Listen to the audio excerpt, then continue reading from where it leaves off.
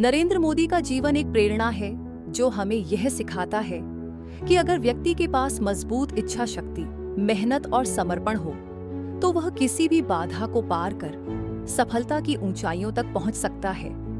नरेंद्र मोदी का जन्म 17 सितंबर 1950 को गुजरात के वडनगर में एक गरीब परिवार में हुआ था।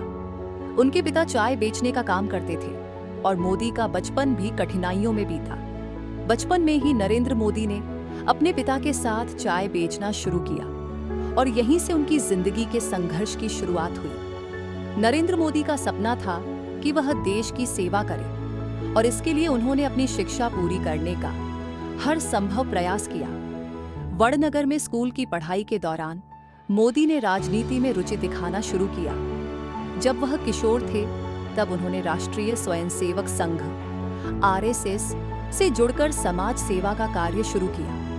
संघ के प्रति उनका समर्पण और कड़ी मेहनत उन्हें जल्द ही अहम जिम्मेदारियों तक पहुंचाने में सफल रहा। मोदी का जीवन संघर्षों से भरा था, लेकिन उन्होंने कभी हार नहीं मानी। वे अपने समय के नेताओं से प्रेरित होते हुए अपने क्षेत्र में सक्रिय रहे और धीरे धीरे राजनीति में अपनी जगह बनाते गए। 2001 में नरेंद्र मोदी को गुजरात का मुख्यमंत्री बनाया गया। इस पद पर रहते हुए उन्होंने राज्य के विकास के लिए कई महत्वपूर्ण कदम उठाए और गुजरात को एक मॉडल राज्य बनाने में अहम भूमिका निभाई।